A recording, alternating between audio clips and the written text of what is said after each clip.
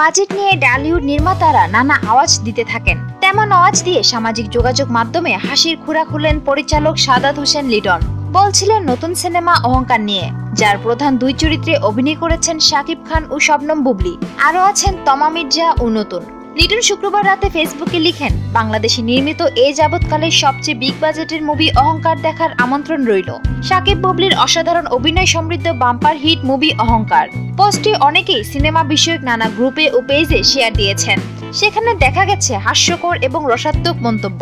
চলতি বছরের শুরুতে শুটিং ফ্লোরে যায় অহংকার। নির্মাণ শেষে ঈদ উল ফিতরে মুক্তির ঘোষণা দেন লিটন। এরপর শোনা যায় 2 ঈদের মাঝে হলে আসবে অহংকার। এখন বলা হচ্ছে ঈদ উল আজহায় মুক্তি পাবে অহংকার।